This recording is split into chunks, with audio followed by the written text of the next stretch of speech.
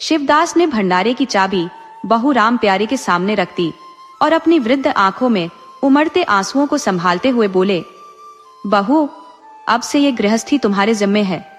मेरा सुख शायद भगवान को मंजूर नहीं था, नहीं तो वो मेरे जवान बेटे को ऐसे छीन न लेते। लेकिन अब कोई तो होना चाहिए जो उसका काम करे। एक हल टूट गया तो पूरी आजीविका नहीं चलेगी। ये मेरी ही गलतियों का परिणाम है कि भगवान का ये क्रोध आया है और मैं ही इसका सामना करूंगा। बिरजू का हल अब मैं खुद संभालूंगा। अब घर की देखभाल और जिम्मेदारी तुम्हारे सिवा कौन निभाएगा? मत रो बेटा, जो भगवान ने चाहा वो हुआ और जो आगे होगा वह भी उसकी मर्जी से ही होगा। हमारे हाथ में कुछ नहीं। जब तक मैं जीवित हूँ तुम्हें कोई कुछ नहीं कह सकेगा। किसी भी बात की चिंता मत करो। बिरजू चला गया, पर मैं अभी भी हूँ। राम प्यारी और उसकी बहन राम दुलारी दोनों एक दूसरे के बेहद करीब थी। उनका विवाह भी मथुरा और बिरजू, जो सगे भाई थे, के साथ हुआ था। दोनों बहनें जैसे नैहर में प्रेम और शांति से रहती थी, वैसे ही ससुराल में भी। शिवदास को पेंशन मिलती थी और वह दिन भर द्वार पर बैठे बैठे गपशप करते रहते थे। अपने भरे पूरे परिवार को देखकर उन्हें संतोष मिलता था और ज्यादातर समय वह धार्मिक चर्चाओं में व्यस्त रहते थे। लेकिन दुर्भाग्यवश बड़ा बेटा बिरजू बीमार पड़ा और उसे मरे 15 दिन हो चुके थे। आज सभी क्रियाकर्म से निपटकर शिवदास ने अपने अंदर के सच्चे योद्धा को जगाया और जीवन की नई चुनौतियों के लिए तैयार हो गए। दुख कितना भी गहरा हो, किसी ने उन्हें रोते नहीं देखा, लेकिन आज बहू को देख उनकी आंखें एक क्षण के लिए भर आईं। फिर भी उन्होंने अपने मन को संभाला और रुंधे गले से उसे दिलासा देने लगे। शायद उन्होंने सोचा था कि बहू को घर की मालकिन बनाकर उसकी विधवा की पीड़ा को स्वामित्व के गर्व से ढक देंगे। इसीलिए उन्होंने भंडारे की चाबी उसके सामने फेंकी थी। राम प्यारी ने दृढ़ स्वर में कहा, दादा, ये कैसे हो सकता है कि आप मेहनत मजदूरी करें और मैं मालकिन बनकर बैठूं? अगर मैं काम में लगी रहूंगी तो मन भी कहीं और लगा रहेगा। खाली बैठकर तो बस रोना ही आएगा। शिवदास ने समझाते हुए कहा, बेटा, भाग्य के सामने किसी का बस नहीं चलता। रोने धोने से सिर्फ थकावट हाथ आएगी। घर में भी कई काम होते हैं। अगर कोई साधु संत आ जाए या कोई पाहुना आ पहुंचे तो उनकी सेवा सत्कार के लिए घर में किसी का होना जरूरी है। राम प्यारी ने बहुत से तर्क दिए, लेकिन शिवदास ने किसी की नहीं सुनी। शिवदास के बाहर जाने के बाद राम प्यारी ने जब कुंजी उठाई तो उसके भीतर एक अनोखा गर्व और जिम्मेदारी का एहसास जाग उठा। कुछ पल के लिए वह पति के बिछड़ने का दुख जैसे भूल गई थी। उसकी छोटी बहन और देवर दोनों काम पर गए हुए थे। शिवदास भी बाहर था और घर पूरी तरह खाली। अब वह निश्चिंत होकर भंडार घर को खोल सकती थी। उसका मन लालायित हो उठा था यह जानने के लिए कि इस भंडार में क्या क्या चीजें हैं, कौन कौन से गुप्त खजाने छिपे हैं। इस घर के भंडार में वह पहले कभी नहीं गई थी। जब भी किसी को कुछ देना होता या कुछ लेना होता, तब शिवदास खुद ही आकर उसे खोलता और फिर ताला लगाकर चाबी अपनी कमर में रख लेता था। राम प्यारी ने कई बार दरारों से झांकने की कोशिश की थी, पर भीतर का अंधेरा उसे कुछ भी देखने नहीं देता था। घर के अन्य लोगों के लिए वह भंडार घर एक रहस्य था, एक तिलिस्म। जिसमें क्या रखा है, इस पर सभी तरह तरह की अटकलें लगाते रहते थे। लेकिन आज राम प्यारी को वह रहस्य खोलने का मौका मिल गया। उसने जल्दी से बाहर का दरवाजा बंद कर दिया ताकि कोई उसे भंडार खोलते हुए न देख ले। फिर कांपते हाथों से ताला खोला। उसकी धड़कनें तेज हो गईं। डर था कि कहीं कोई अचानक दरवाजा न खटखटाए। जैसे ही उसने अंदर कदम रखा, उसे वैसा ही आनंद महसूस हुआ जैसा अपने गहनों और कपड़ों की पिटारी खोलते समय होता था, बल्कि उससे कहीं ज्यादा गहरा। मटकों में गुड़, शक्कर, गेहूं, जौ जैसी चीजें भरी थी। एक किनारे बड़े बड़े बर्तन सजे थे जिन्हें शादी ब्याह के मौके पर या उधार देने के लिए निकाला जाता था। एक आले पर मालगुजारी की रसीदें और लेन देन के कागजात बंधे हुए रखे थे। पूरा कमरा एक अदृश्य शक्ति से भरा हुआ लग रहा था, जैसे लक्ष्मी वहां गुप्त रूप से विराजमान हो। इस माहौल में डूबी राम प्यारी आधे घंटे तक वहीं बैठी रही, जैसे उसकी आत्मा को संतोष मिल रहा हो। हर पल उसके दिल पर ममत्व का एक नया रंग चढ़ रहा था। जब वह बाहर निकली तो उसके मन की भावनाएं जैसे बदल गई थी। मानो कोई उस पर कोई अद्भुत जादू कर गया हो। उसी समय दरवाजे पर दस्तक हुई। उसने जल्दी से भंडार का दरवाजा बंद किया और जाकर मुख्य दरवाजा खोला।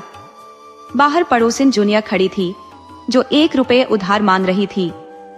राम प्यारी ने रूखे स्वर में कहा, अभी तो घर में 1 पैसा भी नहीं है जीजी, सब क्रियाकर्म में खर्च हो गया। जुनिया हैरान रह गई। चौधरी के घर में इस वक्त 1 रुपया भी नहीं, ये बात उसकी समझ में नहीं आई। जिसके घर सैकड़ों का लेन देन होता है, क्या वह सारा धन क्रियाकर्म में खत्म हो सकता है? अगर शिवदास ने कोई बहाना बना लिया होता तो राम प्यारी को कोई आश्चर्य नहीं होता। राम प्यारी अपने सरल स्वभाव के कारण पूरे गांव में जानी जाती थी।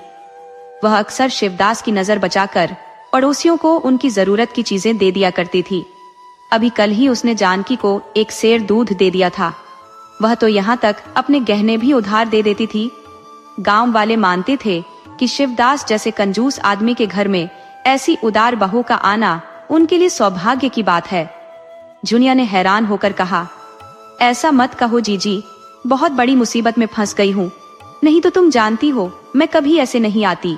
बस 1 रुपया बाकी रह गया है। प्यादा दरवाजे पर खड़ा चिल्ला रहा है, रुपया दे दो तो किसी तरह यह संकट कटे। मैं अगले 8वें दिन आकर लौटा दूंगी। गांव में अब और कहाँ जाऊं मांगने। राम प्यारी फिर भी टस से मस नहीं हुई।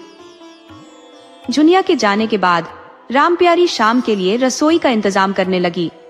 पहले चावल दाल छांटने का काम उसे बहुत भारी लगता था और रसोई में जाने का नाम सुनते ही जैसे उसकी जान निकल जाती थी। बहनों में पहले कुछ कहाँ सुनी होती, फिर शिवदास आकर कहते, क्या आज रसोई नहीं बनेगी? तब उनमें से कोई एक उठती और मोटी मोटी तिक्कड़ बना देती, जैसे बैलों का चारा तैयार कर रही हो। लेकिन आज राम प्यारी पूरे तन मन से रसोई में लगी हुई थी। आखिर अब वह घर की मालिकिन थी। बाहर निकलकर उसने देखा, चारों ओर कूड़ा करकट फैला हुआ है।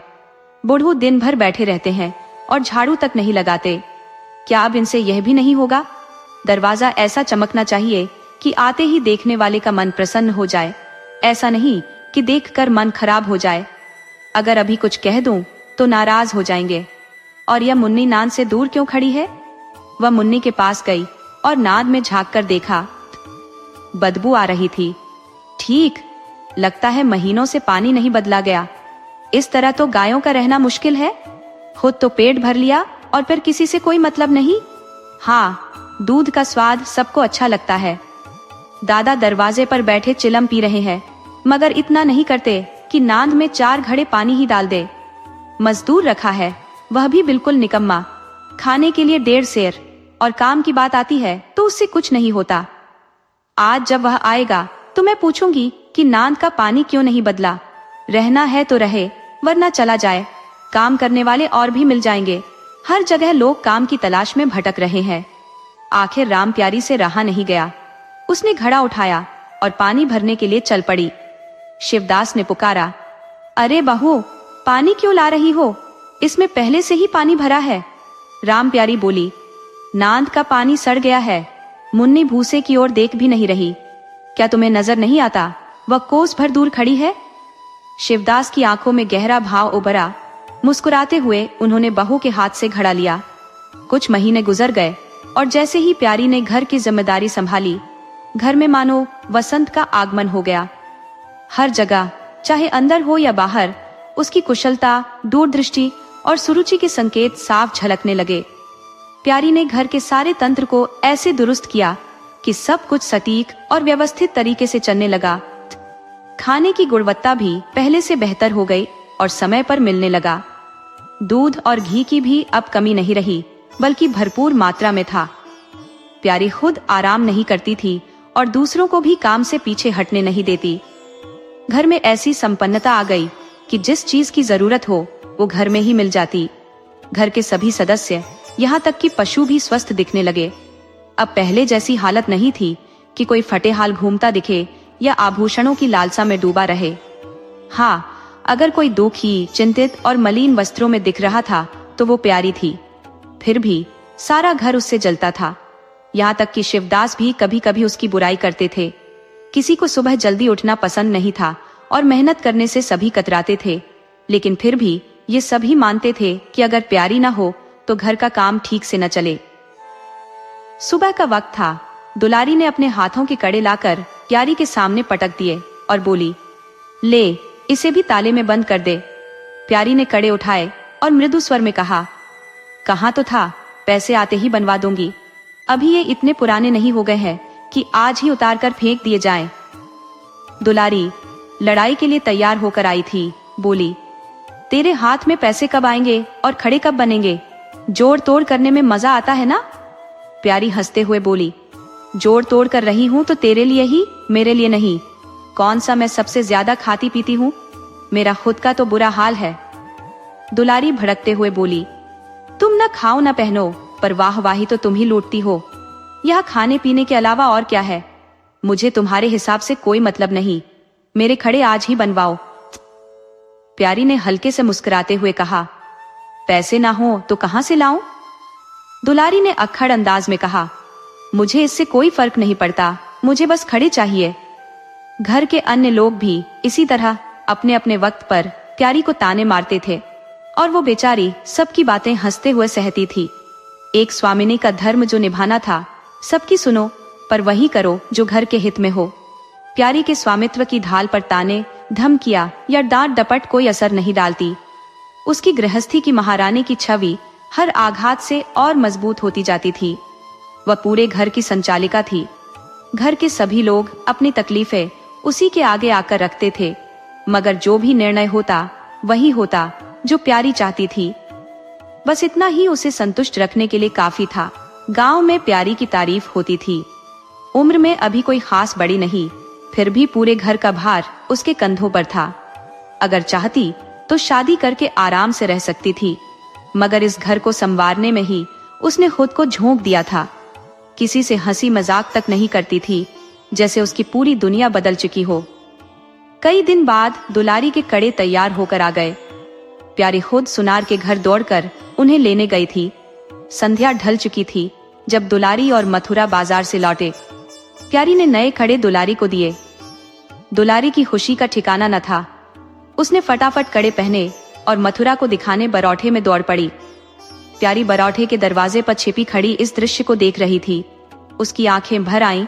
दुलारी उससे सिर्फ 3 साल ही छोटी थी, पर दोनों के जीवन में कितना फर्क था। उसकी नजरें उस दृश्य पर ठहर गई। दुलारी और मथुरा का सहज आनंद, उनका आपसी प्यार, उनका आलिंगन, उनकी मुस्कुराती हुई सूरतें। प्यारी की आंखें जैसे उन दोनों पर टिक गई। दीपक की हल्की रोशनी में वे दोनों उसकी आंखों से ओझल हो गए और प्यारी का मन अपने ही गुजरे वक्त की यादों में खो गया, मानो उसका बीता जीवन फिर से उसके सामने जीवंत हो उठा हो। अचानक शिवदास ने पुकारा, बड़ी बहू, एक पैसा देना, तमाकू मंगवानी है। प्यारी का ध्यान टूटा। उसने जल्दी से अपने आंसू पहुंचे और पैसे लेने भंडार घर चली गई। धीरे धीरे प्यारी के सारे गहने उसके हाथ से निकलते चले जा रहे थे। उसकी दिली ख्वाहिश थी कि उसका घर गांव में सबसे अमीर समझा जाए और इस आकांक्षा की कीमत उसे चुकानी पड़ रही थी। कभी घर की मरम्मत के लिए, तो कभी बैलों के लिए नई जुताई खरीदने के लिए, कभी रिश्तेदारों के व्यवहार निभाने के लिए, तो कभी बीमारों की दवा दारू के लिए हमेशा रुपयों की जरूरत पड़ती रहती। और जब किफायत के बावजूद काम नहीं चलता तो प्यारी अपनी कोई न कोई चीज बेच देती। एक बार हाथ से गई चीज फिर कभी लौटती नहीं थी। अगर वह चाहती तो इन खर्चों को टाल भी सकती थी, लेकिन जहां इज्जत की बात होती वहां वह दिल खोलकर खर्च करती। अगर गांव में बेइज्जती हो गई तो फिर क्या बचा? लोग तो उसी का नाम लेंगे। दुलारी के पास भी गहने थे और मथुरा के पास भी कुछ चीजें थी, लेकिन प्यारी कभी उनकी चीजों को हाथ नहीं लगाती थी। उनके अपने मौज मस्ती के दिन थे, वे इस झंझट में क्यों फंसते? जब दुलारी के बेटे का जन्म हुआ तो प्यारी ने जोर शोर से जन्मोत्सव मनाने का सुझाव दिया। शिवदास ने इसका विरोध किया। इसमें क्या लाभ है? जब भगवान की कृपा से सगाई और विवाह के दिन आएंगे तब बड़े धूमधाम से मना लेना। प्यारी का उत्साह भला क्यों थमता? वह बोली, दादा, आप कैसी बातें करते हैं? अगर पहलौठे लड़के के जन्म पर धूमधाम नहीं होगी तो फिर कब होगी? मन नहीं मानता, फिर दुनिया क्या सोचेगी? नाम बड़े हैं और काम कुछ भी नहीं दिखेगा। मैं आपसे कुछ नहीं मांग रही, सब इंतजाम खुद कर लूंगी। शिवदास ने गंभीरता से कहा। गहनों के लिए इतना पैसा जाएगा और फिर एक दिन कुछ भी नहीं बचेगा। कितनी बार समझाया है कि बेटा या भाई भाभी किसी के अपने नहीं होते। अगर पास में कुछ रहेगा तो सब तुम्हारी ओर देखेंगे, नहीं तो कोई तुम्हारी बात भी नहीं पूछेगा।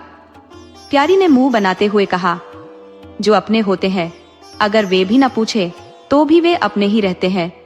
मेरा धर्म मेरे साथ है, उनका धर्म उनके साथ। क्या मैं मरते वक्त सब अपने साथ ले जाऊंगी? जन्मोत्सव धूमधाम से मनाया गया।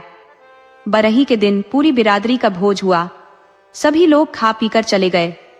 प्यारी, जो दिन भर की थकी मांदी थी, आंगन में टाट का टुकड़ा बिछाकर आराम करने लगी।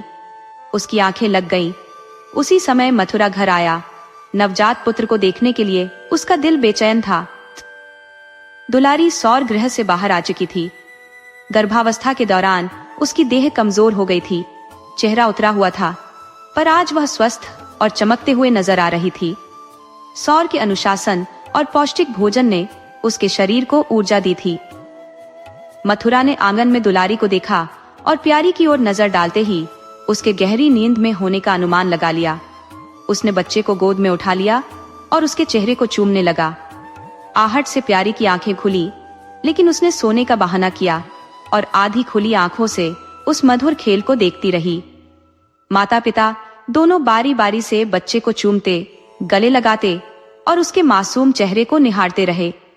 वह क्षण सचमुच स्वर्गीय आनंद से भरा था। प्यारी की मन में दबी हुई इच्छा भी उस पल के लिए बुझ गई, जैसे एक थका हारा घोड़ा जो दौड़ते दौड़ते थक चुका हो, हिनहिनाने की आवाज सुनकर अपनी थकान को भूल जाता है और अपनी धीमी हिनहिनाहट से जवाब देता है। कुछ वैसा ही प्यारी के मन का हाल था। उसके मातृत्व की वो भावना जो अब तक एक जकड़े हुए पिंजरे में कैद, मौन और निष्क्रिय पड़ी थी, अचानक पास से आने वाली मातृत्व की मिठास से जाग उठी और जैसे उस चिंताओं के पिंजरे से बाहर निकलने के लिए पंख फड़फड़ाने लगी। मथुरा ने कहा, यह मेरा बेटा है। दुलारी ने बेटे को अपनी गोद में कसते हुए कहा, हाँ क्यों नहीं, तुम ही तो इसे 9 महीने अपने पेट में रखते आए हो। कष्ट भोगा मैंने और बाप बनने के लिए तुम तैयार हो गए। मथुरा ने हंसते हुए कहा, अगर यह मेरा बेटा ना होता तो मेरी सूरत से मिलता क्यों? चेहरा, मोहरा, रंग रूप सब कुछ मेरे जैसा है कि नहीं? दुलारी ने मुस्कुराते हुए जवाब दिया, इससे क्या होता है? बीज व्यापारी का होता है, पर खेत किसान का। उपज व्यापारी की नहीं होती, किसान की होती है। मथुरा, बातों में तुमसे कोई जीत नहीं सकता। मेरा बेटा बड़ा हो जाएगा तो मैं दरवाजे पर बैठकर मजे से हुक्का पिया करूंगा। दुलारी, मेरा बेटा पढ़ेगा लिखेगा, कोई बड़ा ओहदा पाएगा, तुम्हारी तरह दिन भर खेत में हल नहीं चलाएगा। मालकिन से कहना है कि कल ही एक पालना बनवा दें। मथुरा, अब तुम सुबह जल्दी नहीं उठना और अपने आप को काम में घिस भी मत डालना। दुलारी, क्या यह महारानी ऐसा करने देगी? मथुरा, मुझे तो उस पर तरस आता है। उसके पास कौन बैठा हुआ है? वो सिर्फ हमारे लिए ही अपना सर्वस्व अर्पण कर रही है। अगर भैया होते तो अब तक 2-3 बच्चों की मां बन गई होती। प्यारी के गले में आंसुओं का सैलाब उठ खड़ा हुआ। उसे थामने में उसकी पूरी देह कांप उठी। उसका उपेक्षित जीवन उसे सूखी बंजर धरती जैसा प्रतीत हुआ, जिस पर वह हरी भरी बगिया लगाने की असफल कोशिश कर रही थी। कुछ समय बाद शिवदास भी गुजर गया। इधर दुलारी के और 2 बच्चे हो गए। अब वह बच्चों के पालन पोषण में इतनी व्यस्त हो गई कि खेती का काम मजदूरों पर छोड़ दिया गया। मथुरा मेहनती तो था, पर वह किसी काम का नेतृत्व करने में कुशल नहीं था। उसने कभी पूरी जिम्मेदारी से काम नहीं किया। पहले भाई की निगरानी में और फिर बाप की देखरेख में काम करता रहा। खेती की जटिलताएं उसकी समझ से परे थी। उसके यहाँ वही मजदूर टिकते थे जो मेहनत से ज्यादा खुशामद करने में निपुण होते थे। इसलिए प्यारी को दिन में कई बार हार के चक्कर लगाने पड़ते। दिखने में वह अब भी घर की मालकिन थी, पर वास्तविकता में वह पूरे घर की सेविका बन चुकी थी। मजदूर भी उससे नखरे दिखाते थे और जमींदार का प्यादा भी उसे धौंस जमाने से नहीं चूकता था। खाने पीने में भी अब सादगी बरतनी पड़ती थी। बच्चों को जितनी बार भूख लगती, कुछ न कुछ चाहिए होता। दुलारी तो अभी भी नौजवान थी, उसे भरपेट भोजन चाहिए था। मथुरा तो घर का मुखिया था, उसका यह हक भला कौन छीन सकता था? मजदूर भला क्यों रियायत दिखाते? सारा भार प्यारी पर आ जाता था। वो जैसे एक बेकार चीज बन गई थी। अगर आधा पेट भी खा ले तो किसी को कोई फर्क नहीं पड़ता। 30 साल की उम्र में उसके बाल सफेद हो गए थे, कमर झुक गई थी और आंखों की रोशनी भी घटने लगी थी, लेकिन उसके चेहरे पर संतोष था। मालिकाना हक का एहसास उसके सारे जख्मों पर मरहम की तरह काम कर रहा था। एक दिन मथुरा ने कहा, भाभी, अब तो दिल करता है कि कहीं परदेश का रुख कर लूं। यहाँ तो जैसे कोई बरकत है ही नहीं। किसी तरह 2 वक्त की रोटी जुटा पा रहे हैं, वह भी बड़ी मुश्किल से। पूरब से कुछ लोग आए हैं, कह रहे हैं कि वहाँ 2-3 रुपए रोज की मजदूरी मिलती है। अगर 4-5 साल भी टिक गया तो हालत बदल जाएगी। अब बच्चों के बारे में भी सोचना चाहिए। दुलारी ने हामी भरी। हाँ, हाथ में कुछ पैसे होंगे तो बच्चों को पढ़ा लिखा सकेंगे। हमारी तो जैसे तैसे कट गई, पर बच्चों को तो कुछ बनाना है। प्यारी ये सुनकर स्तब्ध रह गई। वो बस मथुरा का चेहरा ताकने लगी। इससे पहले ऐसी बात कभी नहीं हुई थी। ये ख्याल अचानक कहां से आया? उसे शक हुआ कि शायद उसकी वजह से ही मथुरा ये सोच रहा है। उसने कहा, मैं तो जाने की बात नहीं कहूंगी, आगे जो तुम्हारी मर्जी हो। बच्चों को पढ़ाने लिखाने के लिए यहाँ भी तो स्कूल है, और क्या हमेशा यही हाल रहेंगे? अगर 2-3 साल में खेती सुधर गई तो सब सही हो जाएगा। मथुरा ने जवाब दिया, इतने साल खेती करते हो गए, अब तक कुछ नहीं हुआ तो अब क्या होगा? इस तरह सोचते समझते एक दिन निकल जाएंगे और सब वैसा ही रहेगा। और अब तो शरीर भी साथ नहीं देता, ये खेती कौन संभालेगा? मैं बच्चों को इस चक्की में नहीं पिसवाना चाहता। प्यारी की आंखों में आंसू आ गए। उसने कहा, भैया, जब घर पर आधी रोटी भी मिले तो पूरी के लिए क्यों भागना? अगर मेरी वजह से कुछ हो रहा हो तो घर बार अपने हाथ में ले लो। मुझे एक कोना दे देना, बस मैं पड़ी रहूंगी। मथुरा का गला भर आया। उसने कहा, भाभी, ये तुम कैसी बातें कर रही हो? तुम्हारे ही दम से ये घर अब तक खड़ा है, वरना कब का मिट्टी में मिल गया होता। तुमने इस घर के लिए अपना सब कुछ कुर्बान कर दिया, अपनी देह को घिस डाला। मैं अंधा नहीं हूँ, सब समझता हूँ। हमें जाने दो, भगवान ने चाहा तो घर फिर से संभल जाएगा। हम तुम्हारे लिए पैसे भेजते रहेंगे। प्यारी ने धीरे से कहा, अगर ऐसा ही है तो तुम चले जाओ, बच्चों को कहां कहां घसीटोगे? दुलारी ने हस्तक्षेप किया, ये कैसे हो सकता है बहन? यहाँ गांव में बच्चे क्या पढ़ लिख पाएंगे? बच्चों के बिना उनका परदेश में दिल लगना मुश्किल था। वह भागते दौड़ते घर आते और जो कमाते वह रेल के किराए में ही खर्च हो जाता। अकेले रहने पर जितना खर्च होता उतने में सारा घर चैन से चल सकता था। प्यारी बोली, तो फिर मैं यहाँ रहकर क्या करूंगी? मुझे भी अपने साथ ले चलो। लेकिन दुलारी उसे साथ ले जाने के पक्ष में नहीं थी। वह कुछ समय जीवन का आनंद बिना किसी बंधन के जीना चाहती थी। यदि परदेश में भी यही बंधन रहा तो जाने का क्या लाभ? उसने कहा, बहन, अगर तुम भी साथ चलती तो और बात थी, लेकिन फिर यहाँ का सारा काम काज ठप हो जाएगा। तुम तो यहाँ कुछ न कुछ संभाल ही लोगी। प्रस्थान के एक दिन पहले ही राम प्यारी ने रात भर जागकर हलवा और पूरियां बनाई। जब से वह इस घर में आई थी, कभी एक दिन के लिए भी उसे अकेले नहीं रहना पड़ा था। दोनों बहनें हमेशा साथ रही थी। आज जब उस भयावह घड़ी का सामना करना पड़ा तो प्यारी का दिल भारी हो गया। उसने देखा कि मथुरा तो खुश है और बच्चे यात्रा के उत्साह में खाना पीना भी भूल गए हैं। प्यारी के मन में भी आया कि वह भी इसी तरह निश्चिंत हो जाए, मोह ममता को पीछे छोड़ दे। पर वह ममता जिसने उसे अपने परिश्रम से सींचा था, उसे दूर जाते देख उसका मन दुख से भर आया। दुलारी तो बिल्कुल बेफिक्र बैठी थी, जैसे किसी मेले में जा रही हो। उसके मन में नई दुनिया देखने और नई चीजों का अनुभव करने की बेचैनी थी, जिसने उसे लगभग निष्क्रिय कर दिया था। प्यारी के कंधों पर सारा प्रबंध का बोझ था। धोबी से कपड़े आए कि नहीं, कौन से बर्तन साथ ले जाने हैं, यात्रा का खर्च कितना होगा, सब कुछ उसी को देखना था। एक बच्चे को खांसी थी, दूसरे को कई दिनों से दस्त आ रहे थे। उन दोनों की दवाइयां तैयार करनी थी। प्यारी भले ही बच्चों की मां न थी, पर बच्चों की देखभाल में दुलारी से कहीं अधिक निपुण थी। प्यारी ने दुलारी को समझाया, देखो, बच्चों को ज्यादा मत मारना। मारने से बच्चे या तो जिद्दी हो जाते हैं या बेशर्म। बच्चों के साथ आदमी को भी बच्चा बनना पड़ता है। अगर तुम चाहो कि हम आराम से बैठे रहें और बच्चे शांत रहे तो यह संभव नहीं है। बच्चे तो चंचल होते हैं, उन्हें किसी न किसी काम में व्यस्त रखना पड़ता है। ढेले का खिलौना भी 1000 डांट फटकार से बेहतर होता है। दुलारी यह बातें ऐसे सुन रही थी जैसे कोई पागल होकर कुछ बक रहा हो। वह विदाई का दिन प्यारी के लिए एक कठिन परीक्षा का दिन था। उसके मन में बार बार आ रहा था कि कहीं चली जाए ताकि वह यह दृश्य न देखे। कुछ ही पलों में यह घर वीरान हो जाएगा। प्यारी दिन भर अकेली पड़ी रहेगी, न किसी से हंसी मजाक, न कोई बात करने वाला। यह सोचकर उसका दिल दहल जाता था। जैसे जैसे विदाई की घड़ी नजदीक आती जा रही थी, वैसे वैसे उसकी चेतना सुस्त पड़ती जा रही थी।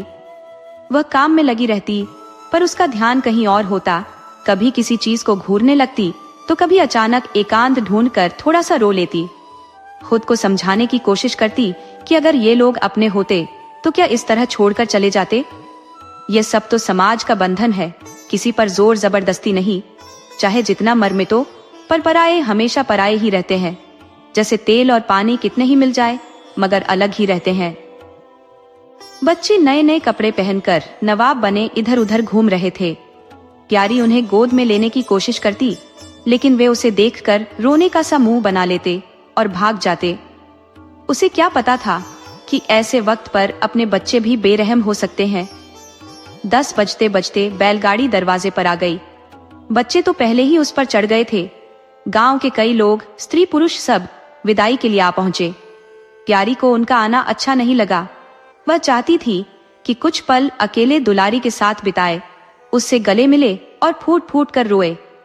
मथुरा से भी हाथ जोड़कर कह सके कि उसकी देखभाल करते रहना, क्योंकि उसके सिवा संसार में अब उसका कोई नहीं।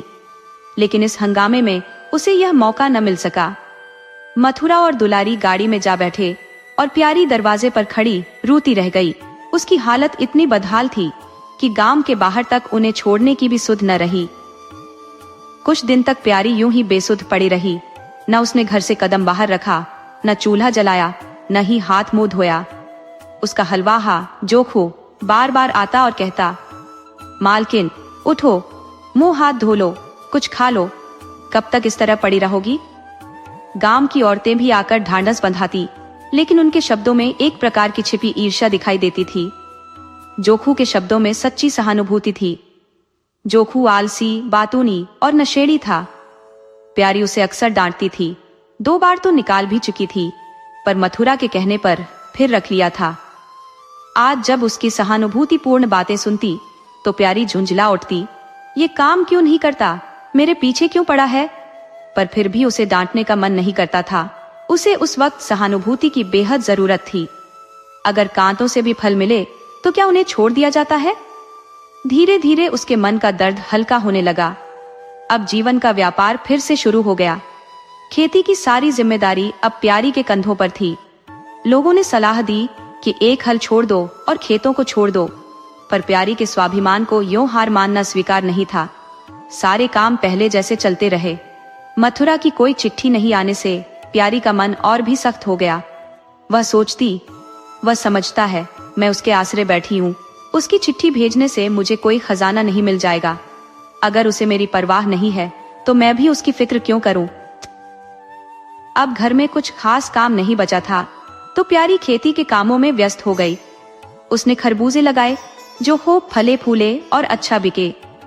पहले सारा दूध घर में खर्च हो जाता था, अब वह भी बाजार में बिकने लगा। प्यारी के मन में भी एक अजीब सा बदलाव आने लगा था। अब वह साफ सुथरे कपड़े पहनती और अपने बालों को भी संवारने लगी थी। गहनों में भी उसकी दिलचस्पी बढ़ गई थी। पैसे हाथ में आते ही उसने अपने गिरवी रखे गहने छुड़वा लिए और भोजन भी संयम से करने लगी। जैसे पहले सागर का पानी बहकर खाली हो जाता था, अब उसमें निकलने के रास्ते बंद हो गए थे और सागर में पानी भरने लगा था, हल्की हल्की लहरों के साथ, जैसे खिले हुए कमल। एक दिन जोखू हार से वापस आया तो अंधेरा हो चुका था। प्यारी ने पूछा, इतनी देर कैसे लगा दी। जोखू ने जवाब दिया, 4 क्यारियां बची थी, सोचा 10 और मोट खींच दूं, कल का झंझट क्यों छोड़ूं। जोखू अब काम में मन लगाने लगा था। पहले जब मालिक उसके सिर पर सवार रहते थे तो वह टाल मटोल करता था। अब सब कुछ उसके हाथ में था। प्यारी सारे दिन खेत में नहीं रह सकती थी, इसलिए जोखू पर जिम्मेदारी बढ़ गई थी। प्यारी ने लौटा रखते हुए कहा, अच्छा अब हाथ मुंह धो लो, आदमी को अपनी जान की भी फिक्र करनी चाहिए। इतनी जल्दी किस बात की थी, आज नहीं तो कल हो ही जाते खेत। जोखू को लगा कि प्यारी नाराज हो रही है। उसने तो अपनी समझ में अच्छा काम किया था और तारीफ की उम्मीद की थी, लेकिन यहाँ आलोचना हो गई। नाराज होकर बोला, मालकिन तुम तो दोनों ओर चलती हो, जिस बात की समझ नहीं है उसमें कूदती क्यों हो। कल के लिए ऊंचवा के खेत सूख रहे थे, आज कुएं से मुश्किल से पानी निकला था। अगर मैं सुबह जल्दी नहीं पहुंचता तो कोई और खेत घेर लेता, तब तक तो सारी ऊख खत्म हो जाती।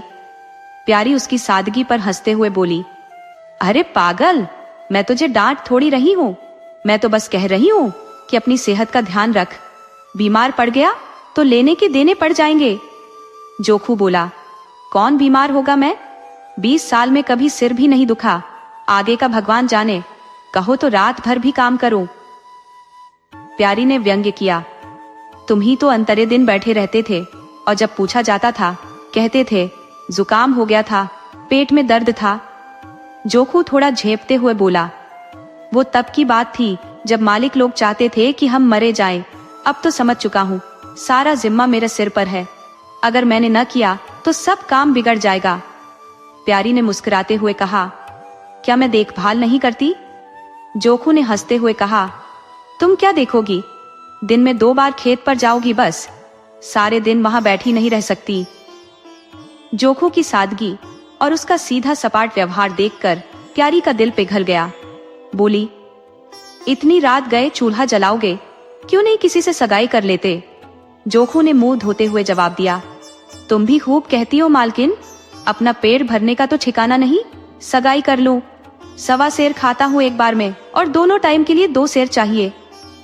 प्यारी ने हंसते हुए कहा, अच्छा आज मेरी रसोई में खाओ, देखो कितना खाते हो। जोखू ने खुश होकर कहा, नहीं मालकिन, तुम बनाते बनाते थक जाओगी। हाँ, आध सेर के 2 रोटे बना दो तो खा लूं। मैं तो यही करता हूँ, आटा सान कर 2 रोटियां बना लेता हूँ और उपलों पर सेक लेता हूँ, कभी मट्ठे के साथ, कभी नमक प्याज से खा लेता हूँ और आकर सो जाता हूँ। प्यारी ने ममता भरे स्वर में कहा, आज मैं तुझे फुलके खिलाऊंगी। जोखू मजाक में बोला, तब तो पूरी रात खाना खाते ही बीतेगी। प्यारी ने डपटते हुए कहा, बको मत, चुपचाप आकर बैठ जाओ। जोखू ने थोड़े संजीदगी से कहा, जरा बैलों को पानी डालाऊं, फिर बैठूंगा। जोखू और प्यारी के बीच जैसे एक अनकहा समझौता हो गया था। प्यारी ने गंभीर होकर कहा, मैं कहती हूँ धान रोपने की जरूरत नहीं, अगर बारिश ज्यादा हो गई तो खेत डूब जाएंगे, अगर बरसात न हुई तो सूख जाएंगे। ज्वार, बाजरा, सन, अरहर सब कुछ तो है, धान के बिना भी काम चल जाएगा। जोखू ने अपने मजबूत कंधे पर फावड़ा रखते हुए दृढ़ता से कहा, जब सबका होगा तो मेरा भी होगा, सबका डूबेगा तो मेरा भी डूबेगा, मैं क्यों पीछे हटूं। बाबा के समय 5 बीघा से कम धान नहीं बोया जाता था, बिरजू भैया ने उसमें और 2 बीघे बढ़ा दिए थे। मथुरा ने भी हर साल थोड़ा बहुत रोपा, तो मैं क्यों पीछे रहूं, 5 बीघा से कम तो नहीं लगाऊंगा। जोखू की बातों में आत्मविश्वास था और प्यारी उसके हौसले पर मुस्कुरा उठी। उसने चढ़ाते हुए कहा, तब घर में 2 जवान आदमी काम करते थे और अब तुम अकेले ही खा पी कर उन्हीं दोनों के बराबर हो। जोखू हंसते हुए बोला, खाने में आध सेर रह गया हूँ मालकिन, पहले कहता था कि 2 सेर खाता हूँ, पर अब आध सेर में ही काम चल जाता है। प्यारी ने हंसी रोकते हुए कहा, अच्छा कभी तौलत तब पता चलेगा, लेकिन मैं कह रही हूँ धान मत रोपो, मजूर नहीं मिलेंगे और अकेले ही परेशान होना पड़ेगा। जोखू हंसते हुए बोला, तुम्हें क्या, मैं ही परेशान हूँगा ना, इस शरीर का भी कभी तो काम आएगा। प्यारी ने उसके कंधे से फावड़ा उतारते हुए कहा, तुम रात दिन तालाब में रहोगे और यहाँ अकेले मेरा मन नहीं लगेगा। जोखू को मन बहलाने की आदत न थी, अगर कोई काम ना हो तो आदमी लेटकर आराम करे। भला जी क्यों ऊबे, उसने कहा, अगर ऊब लगे तो सो जाना, जब मैं घर पर रहूंगा तब तो और भी मन ऊबेगा, हाली बैठूं तो बार बार खाने की इच्छा होती है, बातों में देर हो रही है और बादल घिरते आ रही हैं। प्यारी ने समझाते हुए कहा, अच्छा कल से जाना, आज तो बैठ जाओ। जोखू ने जैसे हार मानते हुए कहा, ठीक है, बैठ गया। कहो, क्या कहना चाहती हो? प्यारी ने मुस्कुराते हुए पूछा। कहना क्या है? मैं पूछती हूँ, क्यों नहीं किसी से सगाई कर लेते? मैं अकेले मर रही हूँ। तुम सगाई कर लोगे तो अकेलापन भी कम हो जाएगा। जोखू थोड़ा लजाते हुए बोला। फिर वही बात ले आई मालकिन, किससे सगाई कर लूं? यहाँ कोई ऐसी मिलेगी जो गहनों के लिए मुझे न सताए। प्यारी ने ठिठोलते हुए कहा, ये तो बड़ी मुश्किल शर्त रखी है। ऐसी औरत कहाँ मिलेगी जो गहने भी ना चाहे? जोखू ने गंभीरता से कहा, मैं यह थोड़े ही कह रहा हूँ कि वह गहने न चाहे, पर मेरी जान तो न खाए। तुमने तो कभी गहनों के लिए जिद नहीं की, बल्कि अपने सारे गहने दूसरों के लिए छोड़ दिए। प्यारी के गालों पर हल्की सी लाली छा गई। उसने धीरे से कहा, अच्छा, और क्या चाहते हो? जोखू हंसते हुए बोला, अगर मैं सब बता दूं तो तुम नाराज हो जाओगी। प्यारी की आंखों में हल्की शर्मिंदगी उभरी। उसने छेड़ते हुए कहा, अगर नाराज करने वाली बात कहोगे तो मैं जरूर नाराज हो जाऊंगी। जोखू ने शरारत से कहा, तो फिर मैं नहीं कहूंगा। प्यारी ने उसे हल्के से धकेलते हुए कहा, कहोगे कैसे नहीं, मैं तुमसे कहलवा के रहूंगी। जोखू ने मुस्कुराते हुए कहा, मैं चाहता हूं कि वह तुम्हारी तरह हो, गंभीर, समझदार, बातचीत में निपुण, अच्छा खाना बनाती हो, किफायती हो और हंसमुख हो। बस अगर ऐसी मिल गई तो सगाई कर लूंगा, नहीं तो यूं ही पड़ा रहूंगा। प्यारी का चेहरा शर्म से लाल हो गया।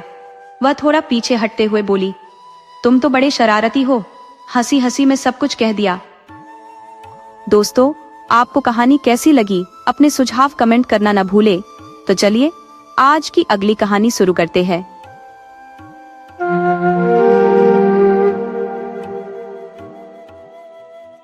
क्या आप जानते हैं कि किसी सरकार का तख्ता पलटना कैसे होता है? हो सकता है कि आप कभी इस बारे में सोचें, और यदि ऐसा न भी हो तो थोड़ा बेकार सा ज्ञान लेने में क्या हर्ज है। आइए इसका तरीका समझते हैं।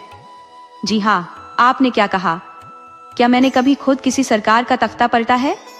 नहीं, तख्ता तो नहीं पलटा, पर इसके बारे में एक किताब जरूर पढ़ी है।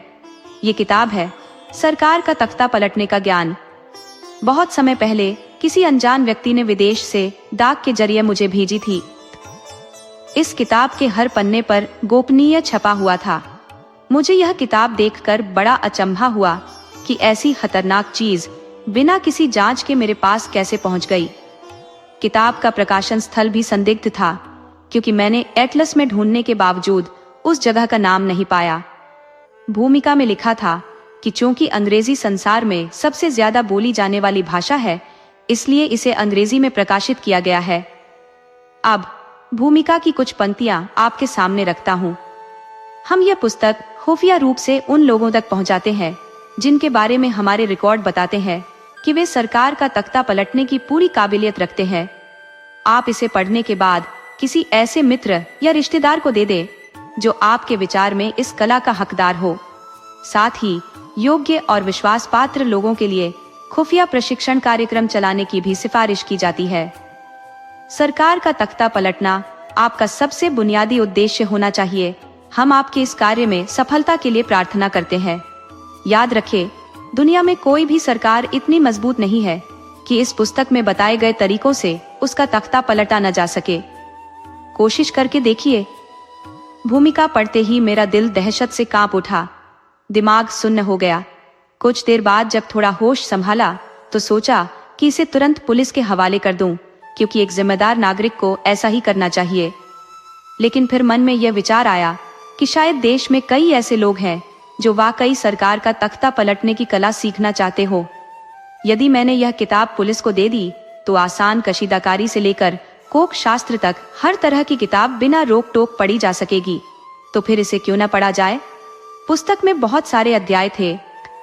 हर अध्याय में किसी खास किस्म की सरकार का तख्ता पलटने के अलग अलग तरीके बताए गए थे।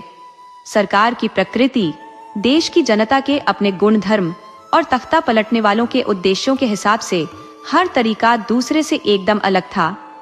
इस किताब की लेखन शैली इतनी मनमोहक और रोचक थी कि पढ़ने वालों को ऐसा लगता जैसे वे कोई स्वादिष्ट रेसिपी या बेहतरीन सूप बनाने का तरीका पढ़ रहे हों।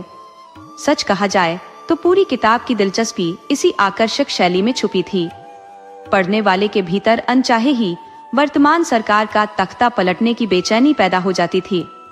जैसे मैं, जो कि स्वभाव से थोड़ा डरपोक हूँ, जब किताब के कुछ हिस्से पढ़े तो खुद को मशहूर क्रांतिकारियों का साथी समझने लगा। अब आप इस अद्वितीय पुस्तक के विभिन्न अध्यायों के शीर्षक पढ़े। चूंकि जगह की कमी है, इसलिए यहाँ केवल शीर्षक दिए जा रहे हैं। विस्तार से कभी बाद में बात करेंगे। 1. जन विरोधी सरकारों का तख्ता पलटने की रणनीति। 2. तानाशाही से मुक्ति पाने के उपाय। 3. कायर क्रांतिकारियों को प्रेरित करने के सफल फॉर्मूले। 4. जुल्मी सरकारों के खिलाफ जनता को विद्रोह पर उकसाने की विधियां। 5. वादे भूलने वाली सरकारों से छुटकारा पाने के तरीके। 6. किस परिस्थिति में वर्तमान सरकार का तख्ता पलटना शुरू करें। 7. पिछड़े और विकासशील देशों में सरकार गिराने के लिए ध्यान देने योग्य क्रियाएं। 8. सभ्य देशों में क्रांति लाने के आजमाए हुए तरीके इत्यादि। चूंकि किताब का अंतिम अध्याय सबसे ज्यादा असरकारी था, इसलिए उसमें लिखी त्वरित प्रभाव डालने वाली विधियां आपके सामने प्रस्तुत है। मुझे यकीन है आप इसे बस एक बार ध्यान से पढ़ने के बाद खुद को काबू में नहीं रख पाएंगे और इसे अमल में लाने के लिए तुरंत तैयार हो जाएंगे। एक और बात साफ कर दूं, इस तरीके से सरकार का तख्ता पलटने में किसी तरह का खतरा नहीं है। न आपको फांसी होगी, न जेल भेजा जा सकता है। कारण ये है कि तख्ता पलटने के बाद खुद सरकार को भी पता नहीं चलेगा कि ये कारनामा किसने किया। इसलिए आप निडर होकर इस अंतिम अध्याय को तल्लीनता से पढ़ें। कभी एक दौर में महाद्वीप गमड़ी के उत्तर पूर्व में स्थित था एक पहाड़ी देश जिसका नाम था खाकान। खाकान के लोग बड़े ही दिलचस्प, सरल और ईमानदार थे, लेकिन खुद को बहुत ही होशियार मानते थे। फरवरी के महीने तक इस देश में जिंदाबाद पार्टी की हुकूमत थी, पर चुनाव में जिंदाबाद पार्टी की हार हो गई और औलादे वतन पार्टी सत्ता में आ गई। ये बदलाव देश के इतिहास में एक अहम मोड़ था। औलादे वतन पार्टी का नेता फारूक खां था। वो बुरा इंसान नहीं था, लेकिन उसकी दो आदतें सबको खटकती थी। एक तो विश्व सम्मेलनों के दौरान सो जाना, और दूसरा, अगर वो जाग रहा हो तो अपनी नाक में उंगली फेरना। जब फारूक खां प्रधानमंत्री बना तो जिंदाबाद पार्टी को यह बात बहुत अखरी। वो हर हाल में औलादे वतन पार्टी को सत्ता से बाहर करना चाहती थी। सबसे पहले उन्होंने अखबारों में फारूक खां और उसके साथियों पर आरोप मढ़ा कि वे सब चोर हैं, लेकिन जनता ने इस पर कोई ध्यान नहीं दिया। लोगों का कहना था कि सिर्फ इस वजह से किसी को प्रधानमंत्री बना देना कि वो चोर नहीं है, गलत नीति है। प्रधानमंत्री ऐसा होना चाहिए जो कम से कम सरकार चला सके, चाहे चोर ही क्यों ना हो। जनता ने ये तर्क इसलिए दिया क्योंकि जिंदाबाद पार्टी के नेताओं ने भी अपने शासन के दौरान कम चोरियां नहीं की थी। जब ये चाल नाकाम रही तो विरोधी पार्टी ने अफवाह फैलाई कि फारूक खां तानाशाह है और लोगों की आजादी छीनने की तैयारी में है, पर जनता ने इस पर भी कोई प्रतिक्रिया नहीं दी। मतलब ये कि उन्होंने औलादे वतन सरकार को गिराने के हर लोकतांत्रिक तरीका आजमा लिया, लेकिन कोई नतीजा नहीं निकला। फिर उन्होंने क्रांतिकारी तरीका अपनाया और जनता को विद्रोह के लिए भड़काने की कोशिश की। यह उनकी सबसे बड़ी गलती थी, क्योंकि विद्रोह किसी दूसरे देश में भले ही कामयाब हो जाता, पर खाकान की जनता के स्वभाव में विद्रोह का नामो निशान नहीं था। उनकी संस्कृति और परंपराओं में हिंसा की कोई गुंजाइश नहीं थी। इस तरह सरकारी हुक्म के खिलाफ बगावत करना उनके लिए एकदम असंभव था। जब हर कोशिश नाकाम हो गई और सरकार को हटाने का कोई तरीका कारगर नहीं हुआ, तब जिंदाबाद पार्टी के मुखिया ताहिर अली ने अपने पार्टी के सदस्यों का एक खास जलसा बुलाया और कुछ यूं कहा, मेरे प्यारे साथियों, जिस तरह हम इस निर्दयी सरकार का तख्ता पलटने में नाकाम रहे हैं, उसका सबसे बड़ा कारण यह है कि हमने ऐसी क्रांति की विधियां आजमाई जो दूसरे देशों में कारगर रहीं, जबकि हमें अपने देश की संस्कृति और परंपराओं को समझते हुए कोई देशज उपाय तलाश करना चाहिए था।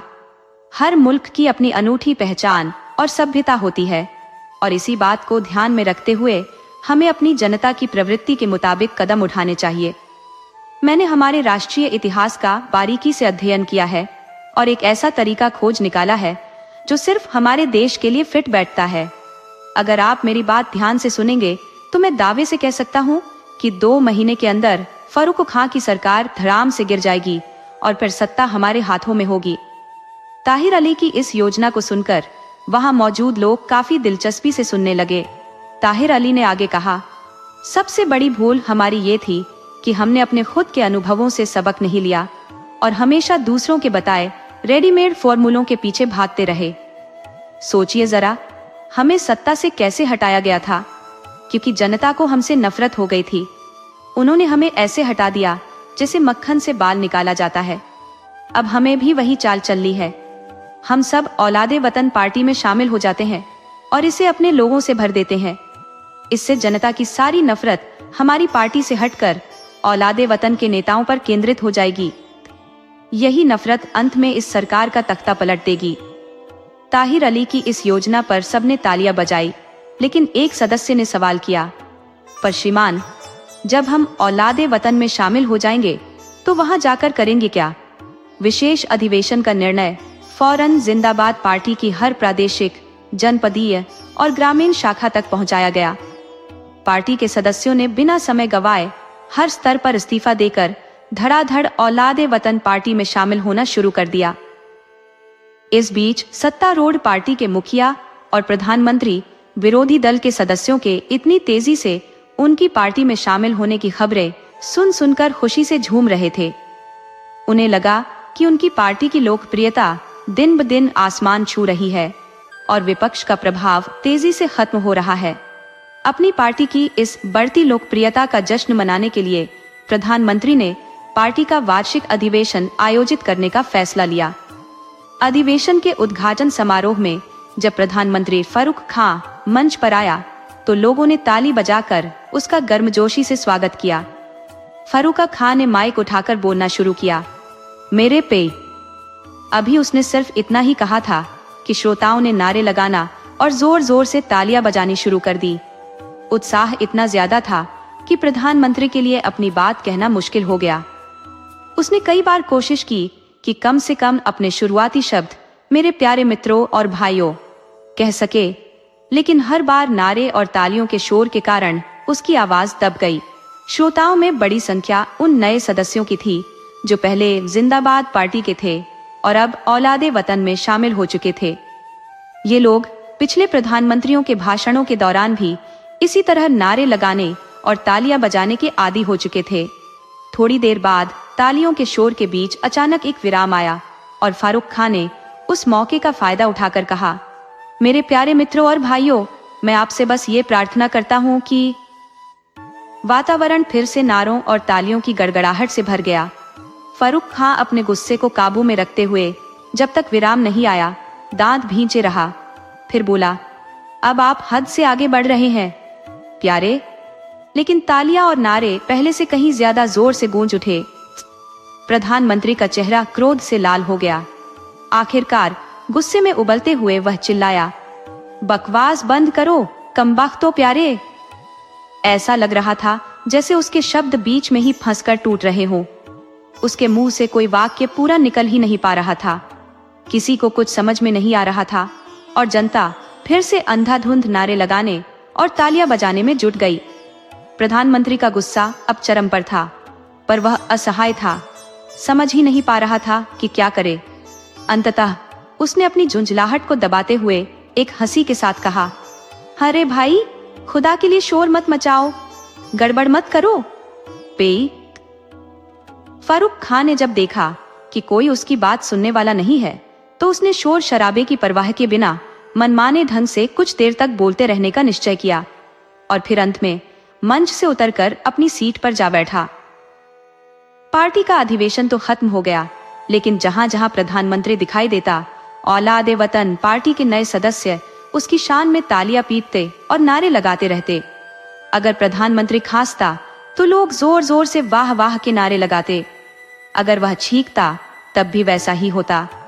वह जम्हाई लेता, नाक खुजलाता या ऊँघता तो लोग उसकी हर हरकत पर तालियां और नारे से उसका स्वागत करते।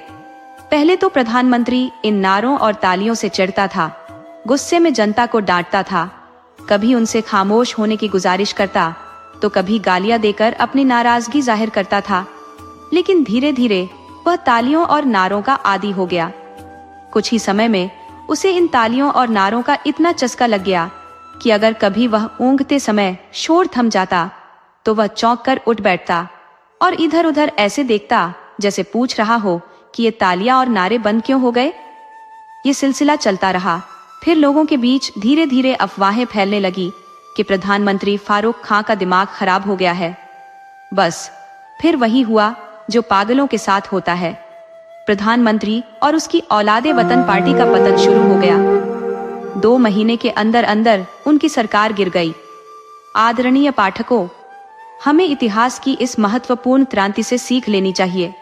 अगर सत्ता पलटने के बाकी सारे प्रयास असफल हो जाए तो इस अंतिम उपाय को आजमाना कतई न भूलिए।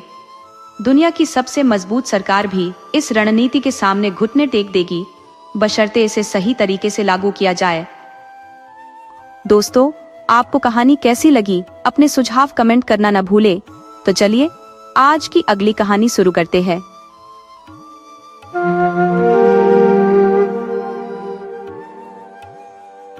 खुशदिल खान गार्ड की बीवी गुलबानो की खूबसूरती का मुकाबला कोई नहीं था। आसपास के तमाम गांवों में उसकी सुंदरता की कोई दूसरी मिसाल नहीं थी। एक अकेली गुलबानो ही थी जिसे देखने के बाद लगता था कि बनाने वाले ने फिर कोई और रचना ही नहीं की। वो लंबी और कद में ऊंची थी, चेहरे की रंगत जैसे ताजे दूध का कटोरा और जिस्म जैसे नाजुक ताजे पत्तों की डंडिया। उसकी खूबसूरती ऐसी थी कि जैसे परियों की रानी हो, चांद की कतरन। मगर जैसे हर परी को कोई देवता पत्थर के किले में कैद रखता है, वैसे ही खुशदिल खान ने गुलबानो को दुनिया की नजरों से छिपा कर रखा था। पठानों में ये रिवायत थी कि अपनी बीवियों को ऐसे संभाल कर रखते थे जैसे वो ब्याह कर नहीं लाए, बल्कि कहीं से छीन कर लाए हों। मगर खुशदिल खान की बीवी की छाया तक किसी मर्द ने नहीं देखी थी। खुले मौसम में गांव की औरतें मिलकर शहर सौदा सुलभ खरीदने जाती। वो दिन औरतों के लिए एक मेले की तरह होता। सज धज कर, बुरके ओढ़कर, टोली बनाकर निकलती। सबसे आगे ढोल बजता और उसकी आवाज सुनकर दूर दूर से लोग रास्ता छोड़ देते। गांव से बाहर जाते ही जहां कोई डर न रहता, औरतें नकाब उठा लेती और फिर उनके मेहंदी लगे पाम ढोल की थाप पर नाचने लगते, मानो उनके अंदर का सारा जमा हुआ उल्लास पामों के जरिए जमीन पर छलक पड़ता हो। जैसे जैसे ये टोली आगे बढ़ती, राह में जो भी गांव आता वहां की औरतें भी शामिल हो जाती। लेकिन जब वो खुशदिल खान के गांव गड़ी महाज खां पहुंचती तो सबके दिल में एक टीस सी उठने लगती। वो दर्द गुलबानो के दिल में भी एक गहरी चुभन बन जाता। गांव की सारी औरतें तो साथ होती, मगर बेचारी गुलबानो घर की दीवारों में कैद रहती। खुशदिल खान ने कभी उसे बाहर जाने की इजाजत ही नहीं दी थी। सारी औरतें खुशदिल खान के घर जाती, जहां गुलबानो अपने पिंजरे में बंद रहती। फिर उसके आंगन में ढोल बजने लगता और औरतें नाचना शुरू कर देती।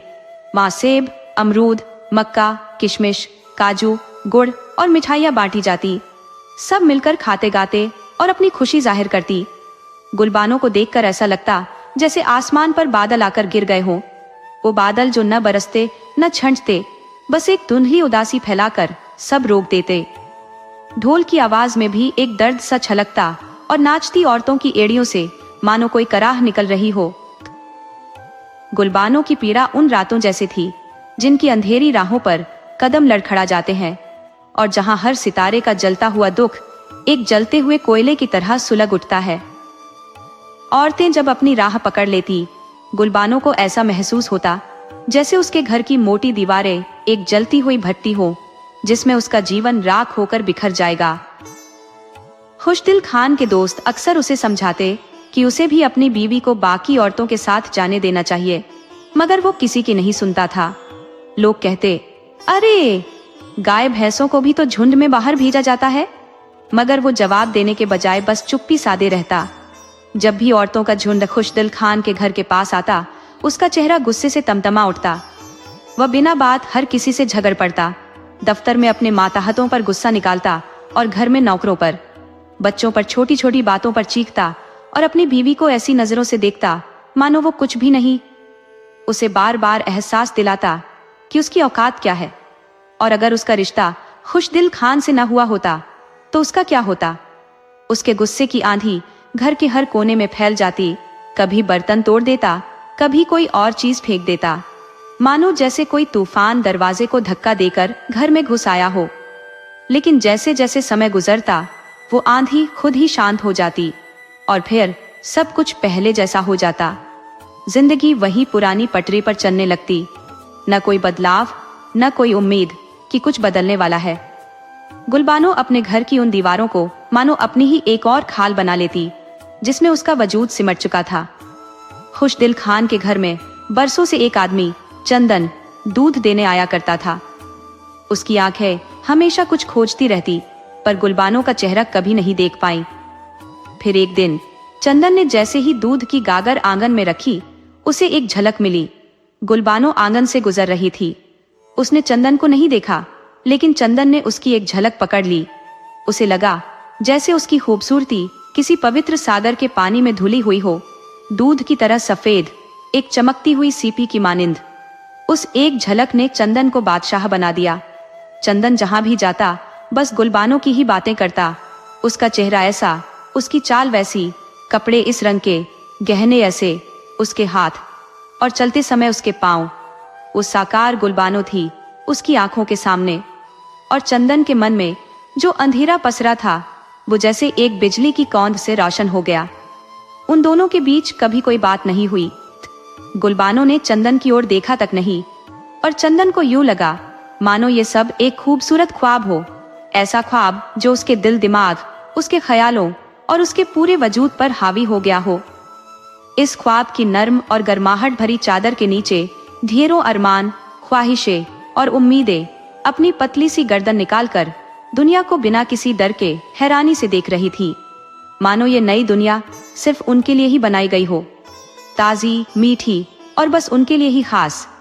एक तरफ चंदन था जिसके दिल का दरवाजा गुलबानो की सिर्फ एक झलक से खुल गया और उसमें पूरा आसमान और धरती समा गए।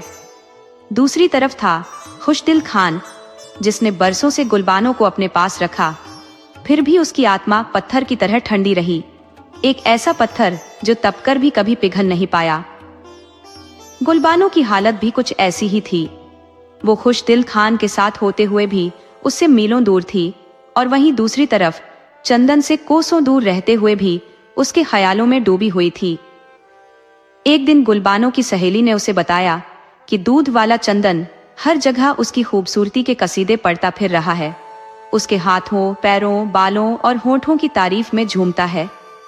अगले दिन जब चंदन दूध की गागर से उसके घर की गागर में दूध डाल रहा था, तो गुलबानो ने दरवाजे की दरार से उसकी एक झलक देखी। उसे महसूस हुआ जैसे दूध की धार उसकी रूह में समा गई हो। अब जब गुलबानो आंगन में चलती तो उसके कदमों में एक नई थिरकन आ गई थी। उसकी जिंदगी में जैसे कोई संगीत बजने लगा था। गीत खुद ब खुद उसके होठों पर आने लगे। वो अपनी आंखें बंद कर मस्ती में खोई रहती, अपनी आत्मा के भीतर बहते हुए उस सुकून से भरे पानी में डूबी रहती। गुलबानो के दिल के सोने आंगन में एक नया पौधा उगने लगा, चंदन के प्यार का पौधा। उसकी बेनूर जिंदगी अब महक उठी थी, मानो बरसों की उदासी को इस प्यार की खुशबू ने भिगो दिया हो। उसकी आत्मा के सोने सागर में इश्क की एक बूंद टपकी, और वह बूंद अब एक अनमोल मोती बन गई थी। जब उस बार गांव की औरतें ढोल की थाप पर नाचते हुए उसके घर आईं, तो ढोल की आवाज में भी एक खुशी थी, और गुलबानो के चेहरे पर भी। उसे खुश देखकर बाकी औरतें भी खुश थी, और दूर नदी किनारे भैंसों को नहलाता चंदन भी। उस दिन अगर कोई खुश नहीं था तो वो था खुशदिल खान गार्ड। धीरे धीरे चंदन की बातें खुशदिल खान के कानों तक पहुंचने लगी। सुनते ही उसके दिमाग में गुस्से का तूफान उठ खड़ा हुआ। उसकी आंखों में जैसे खून उतर आया। इसी हालत में वह अपने घर पहुंचा। गुलबानो उस वक्त आंगन में कपड़े धो रही थी।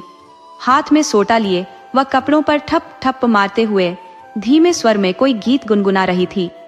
तभी खुशदिल खान ने अचानक आकर उसके हाथ से सोटा छीन लिया और जोर से उसके सिर पर दे मारा। समझती नहीं, गाना हराम है।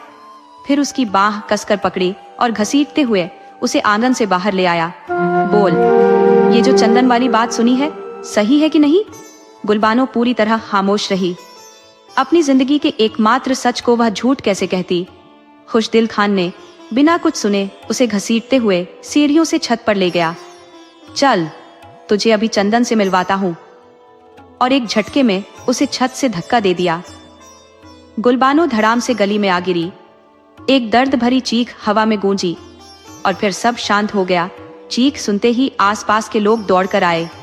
खुशदिल खान छत से नीचे झांकता रहा। उसने देखा उसकी बीवी गली में नंगे चेहरे पड़ी है और लोग उसे घूर रहे हैं। वह तेजी से सीढ़ियों से उतरा, घर के अंदर से मोटी चादर उठाई और भागता हुआ गली में पहुंचकर गुलबानो के चेहरे पर वह चादर डाल दी।